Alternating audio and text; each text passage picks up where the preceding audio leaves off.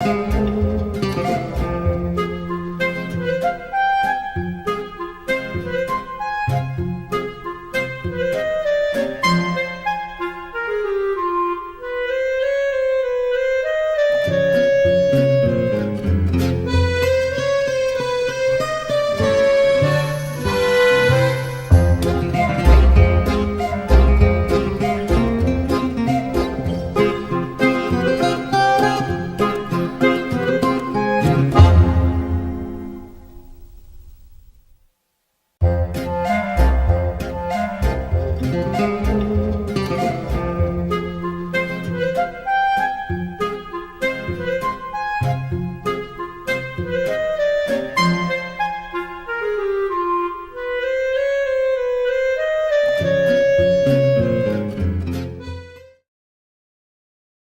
afternoon and welcome to another episode of Not Minding My Own Business. I am your host, estate planning and elder law attorney Russell Farbiars, and I have with me Joan Campbell-Kelly from Dumpster Dudez. Oof, It's a mouthful, right?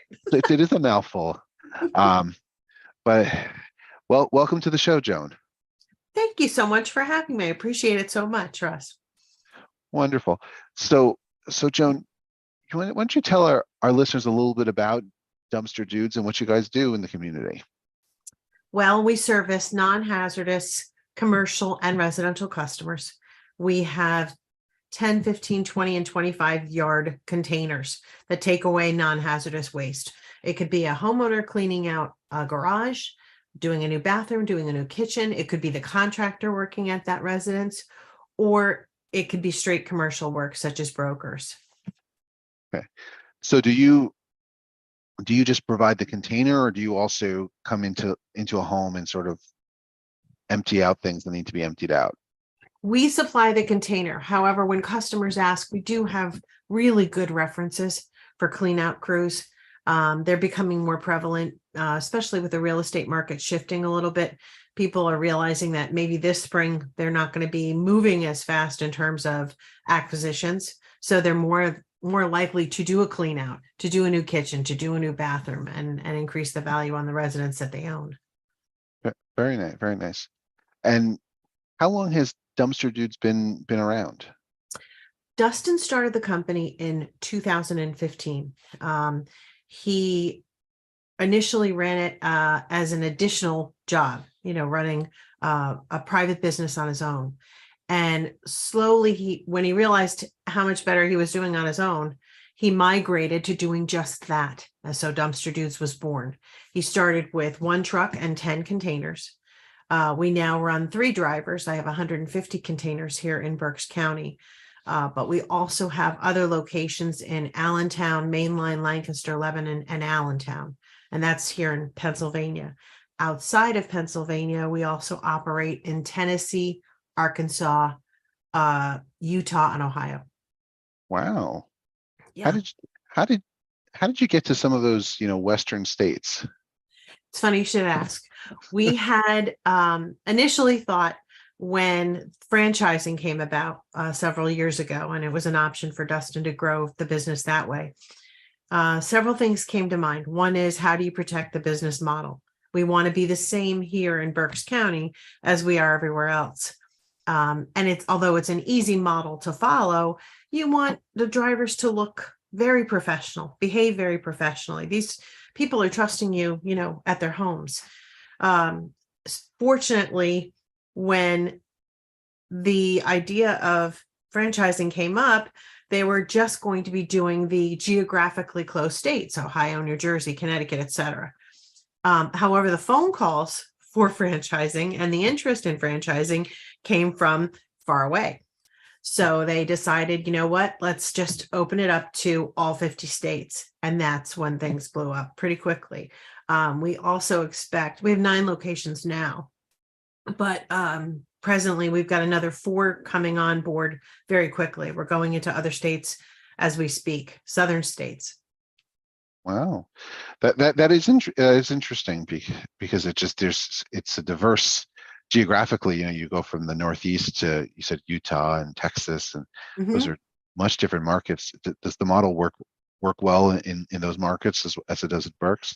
It really does. And then don't forget, you've got states like Florida. We have 2 locations that are going to be opening up in Florida. And one of the things that's so interesting is that's a state where not only you have a lot of people migrating to that state over the last 3 years, you have a boom in people who could, they took the house they could afford. So they're going to be ripping out walls pretty quickly. Not to mention the fact that you've got a 12-month business cycle. They don't have to worry about snow, in December. Well, and they don't have to worry about, bad weather. They can operate a very busy, effective business 12 months a year. And they know that. So it's a great location. Yeah, I spoke to a colleague of mine who's in Florida on Friday, and she said to me, "Oh, it's a little cold. It's 65 degrees." Yeah, I have family down there. We get the same thing. And I just want to say, yeah. But you know what? We've been blessed. The weather's been perfect. We have a lot of projects that were normally would be put off this time of year Yeah. that are going, including roofers. We do a lot of commercial work with roofers in the area. And normally there's a drawdown because they expect ice and snow on gutters. We haven't had that other than, I guess last week we had just a few inches and it was gone in the afternoon. Yeah, it just came down all at once. But we not complaining about the 40-degree weather in January, almost I'm not February. either. I agree. For us, it's great. It really is. Yeah. So what are some of your company's successes and maybe their biggest failures that have, I guess, turned into lessons learned at this point? Well, we'll start with successes. Obviously, being in as many locations as we are and working with the families that we've been working with, because a lot of these people that are coming in as franchisees, some of them have a business acumen. Some of them were drivers themselves. Mhm. These are families that are successfully launching their business where the husband may say, all right, honey, we're gonna buy a Dumpster Dudez franchise. That family is now owning and operating that business out of their homes, basically. So as far as a success, it's a beautiful thing when you can, quote unquote, punch the clock at home. And it's completely portable. One of the most successful things about having the franchise is if you've got a laptop or an iPad, your office is going with you wherever you are, which has been a blessing for all of us. It means when I'm on the road during the day, if I'm visiting customers and such, I don't have to wait until the end of the afternoon to load everything up for the following day. I can be doing it as the day goes through. I can be making changes. Our drivers all have a mobile app so that when I make a change to a specific route for them, if something has to be changed in terms of time, that driver's logging into his app right on his phone and he gets the update right away.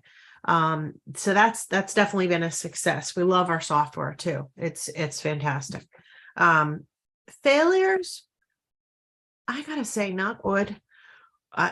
We've really been blessed. We don't have failures. And if we do, they're like bumps in the road kind of thing. If, I see it as a failure, just even using the other day's weather as an example. When it's a wash and you have 3 accidents on Route 12, 222 was shut down at 1.183. For us, that's a fail. That means the rest of the day is kind of a washout. But if that's my biggest failure, we're in pretty good shape and we're blessed. We're grateful. Right. You can't control the weather, at least not yet. And so No, that's for sure. you can't blame yourself for the weather. But I'll tell you, I was out and when the snow was coming down, and it took me about 10 minutes, and I said, you know what, forget it. It's not important enough to be out here. You're And right. I went back home. It's not. And More people should think like that for sure. yeah, and it just it was just, it came down real quick, and people weren't used to it because we haven't had snow. But so you mentioned your mobile app and your software. Do you have your own proprietary software that you've developed? We don't. We use a system called Docket, Okay. just like a legal docket, actually. But Docket enables us to track not only our vehicles and our employees and our contractors, but it provides estimates. It does our invoices. It does your daily tallying. It does all your billing, so that One of the nicest things about having the franchise is you're paid as you go. Each time you're dropping a container, that customer is paying for that drop. Okay. We have several commercial customers that prefer to be billed monthly, and that's fine too. The system allows for those changes, and structures things the way a specific business may need. We love having it because it routes a driver in order. So you know not only the estimated time that something should take, but you're tracking the vehicles. I can see where a driver is at any given moment. If he's stuck at a transfer station, I know that that means that there's long lines. So if the next customer happens to call and say, hey, do you have an estimated time of when the driver's going to be there? I can answer them honestly, quickly, and efficiently. Okay. Well, that sounds like it's a real help. Now, if I'm a customer, what is the process of working with you? If you're a homeowner, let's go with that one first. If you're a Sure. homeowner and you're doing a new kitchen, you'll call me. We go over the dimensions on the units, how much they cost, what tonnage is available with each unit at no charge. We go over what overages look like. We happen to charge per pound. We don't round a customer up to the next half ton or quarter ton. You only pay for, what's in the unit. The weekly rental period is discussed. If the customer says, hey, I think I might need it an extra day or two, we review if rent applies on that unit. And then our driver's protocol is to always call out 15 minutes before they head over. Even if you're not going to be there, I want the customer to know that we're there. So the customer may be at their offices, but we call them and say, hey, I'm on my way to your location. Each unit has wood placed down underneath the wheels to protect the customer's surfaces. And then when the customer's all done with it, they call you, you pick it up, and off it goes. If that service includes estate work, which you and I have talked about before, we make sure that invoices reflect that. So it'll say the estate of, that way the customer can easily turn in paperwork to be remitted for any expenses that they had coming into an estate. Sometimes that means being more malleable, because sometimes you have folks that are coming from out of state to clean out a house. The parents may have passed, but the kids may live in Connecticut, New York, New Jersey, who knows? So we work not only with the attorneys often, but we'll work with the family members as well. Instructions are given in terms of placement. We need to make sure that, the cars are out of the garage. I don't want to put a container in front of the garage and if you block it. So we take pretty detailed instructions on where things should go and why. And then if things shift and things go away from that process, we often get calls then from guys who are going through and selling the items in the home. If they have an investor that's coming in to auction property, we may pull that first unit, and the auctioneer may say, hey, I need another one. And then auctioneer's now your customer. Same site, different circumstances, but either way we can service, the same location readily. Okay. Now you seem to know a lot about trash, about containers. How did you get into this line of work? I was in finance for many years and made a Oh, change and worked for a transfer station. I was the office administrator and then the office manager for many years at a transfer station. So in that life, you're pulling waste in and pushing it out the door. You're making sure that you know where it is.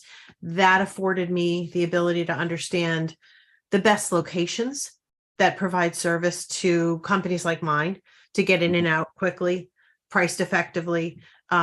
Most people don't understand how dangerous a certain sites can be. If they're not, a lot of the landfills, you're in with very big vehicles, and your vehicles are going to get dirty, and your vehicles are going to be there for sometimes a longer period of time, depending on traffic. We are fortunate here that we have several locations within the county that we utilize that are quick, not only that, but efficient and safe.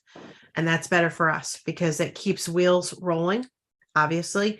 And it means that we're not going to have to clean off those trucks, every afternoon.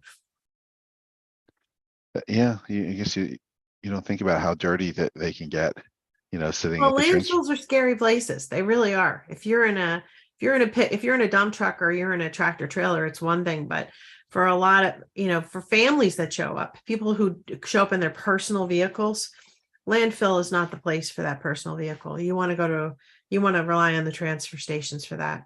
They're much safer, much easier to get in and out, and they're much more accommodating to a smaller vehicle.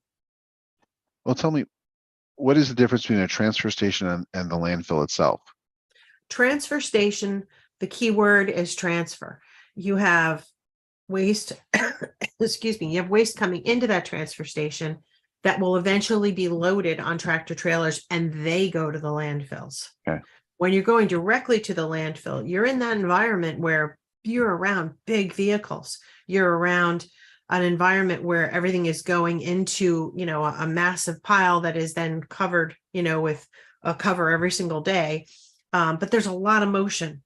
And especially if you're not in the industry, that can be a daunting place. You know what I mean? For people who are professionals, they do it every day. They're used to it.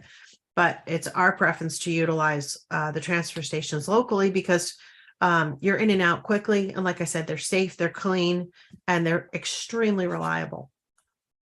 And the main landfill in this area is in New Morgan. Am I correct about that? We've got a lot of landfills here, but a lot of the waste from Berks County actually routes to Lancaster That's a- County Solid Waste. A lot of it goes to Western Berks as well. There's also a location up in Higgins where a lot of waste goes to. People would be absolutely astounded by the fact that COVID meant so much more waste. What used to be, everybody going to work in the morning. Now someone has a home office, so Mhm. they're not eating out, those 3 times a day like they used to. During COVID, especially, you had kids, mom, dad, everybody home eating 3 squares a day at home. So the amount of waste being created in the household that was going to the end of the driveway, that changed. So a lot of waste carriers wound up picking up more trash than they used to. Mhm. A lot of things are now shipped to our homes. You start using Amazon and Chewy and all these other things that you rely on a weekly basis, and that creates more waste as well. Yeah, I can certainly. Sometimes I think that my wife works for some of these companies because it Right there. you know UPS and FedEx they probably stop at our house on almost a daily basis. Uh, If you the know, shipping is free, and I mean, let's face it, and they bait us with that free shipping. yes, Um, why spend our gas money going out to pick up things that we need for a household? And I'm sure, during COVID, with my kids, especially, I had one who lived up by Bloomsburg and another one in Philadelphia. When we couldn't see each other for those first, several weeks and even months, we utilized it. We utilized shipping to of their course. front doors to make sure they got what they needed. A lot of families, hang on to a lot of those containers too. So we do see a lot of garage and storage facility cleanouts because, there are collectors. You have folks that Yeah.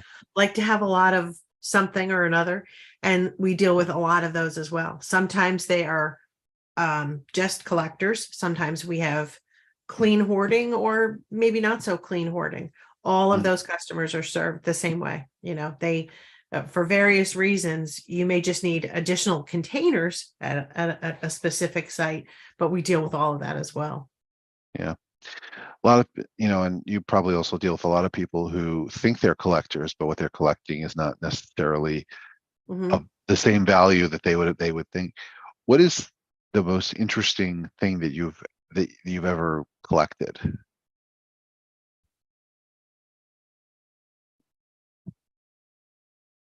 Wow.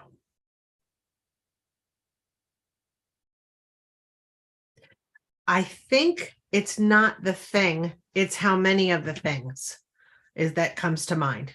Okay. Like you said, you'll see somebody who was maybe they're an Amazon or an eBay frequent flyer, and you see quite a few dolls, we'll say, or quite a few plates or whatever. It astounds me.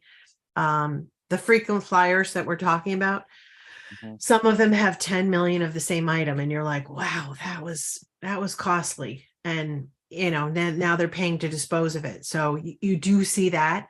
Um, since our guys aren't allowed to go through anything and they wouldn't want to, You don't really see it. we're not really seeing this stuff on a one-to-one basis.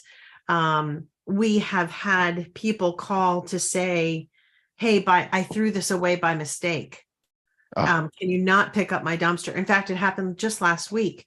We had a customer call. They were doing an estate clean out, and they had a lot of hands on deck to assist.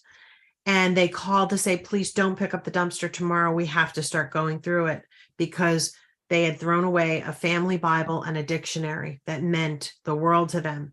And fortunately, they were a pretty organized crew, and they were able to unload half the container. Thankfully, it wasn't all the way in the back. They were able to get their hands on what they needed and then reload.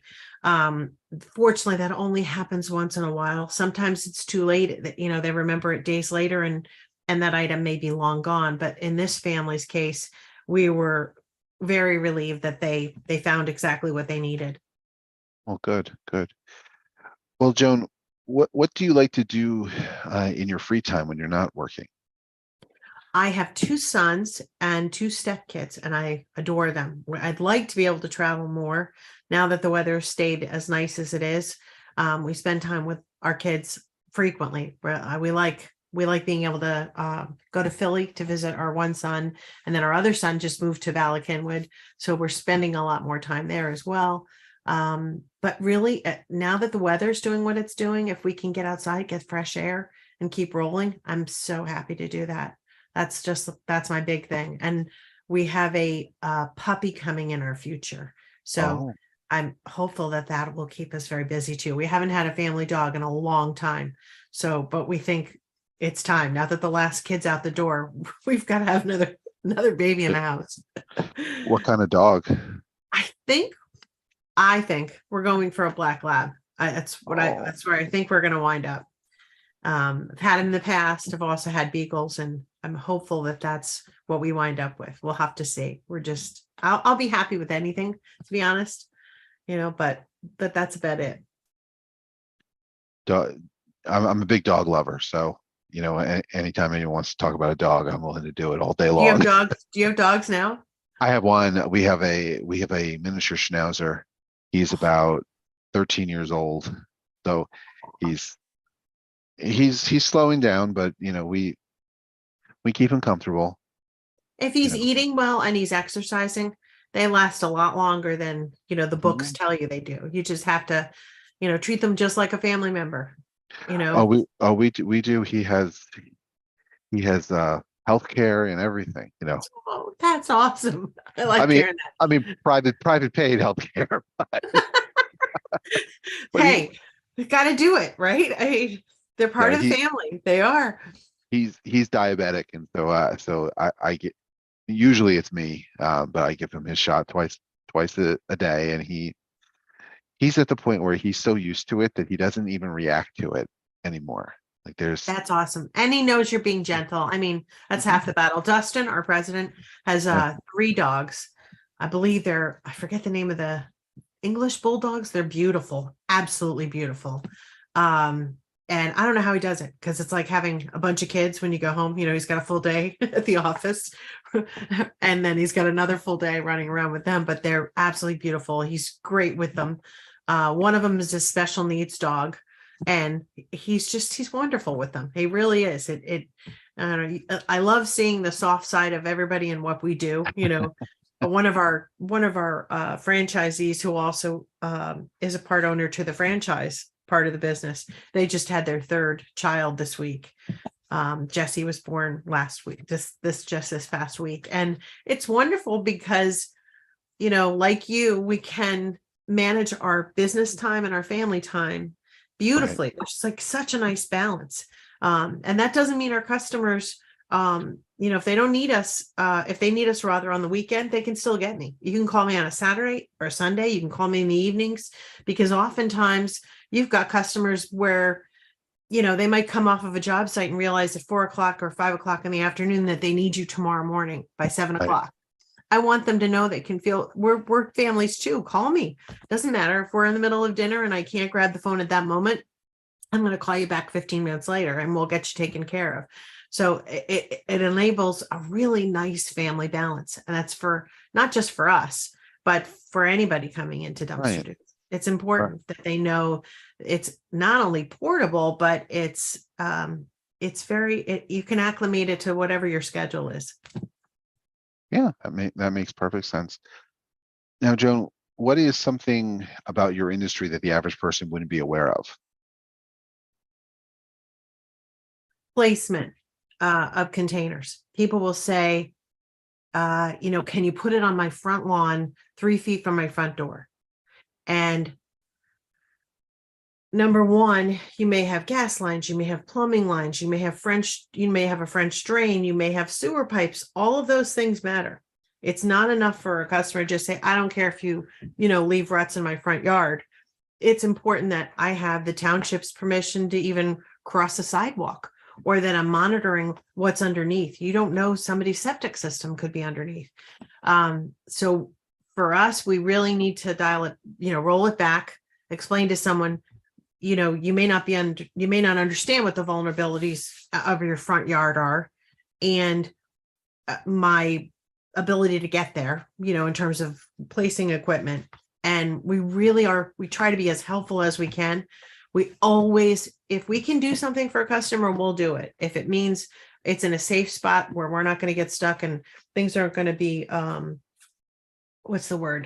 untenable. But the reality is that we have to say no sometimes. And that's a challenge. So, we don't want to not be able to service people effectively. But on the other hand, sometimes saying no is the right thing. And that's what people don't know, is they can't always direct where something is.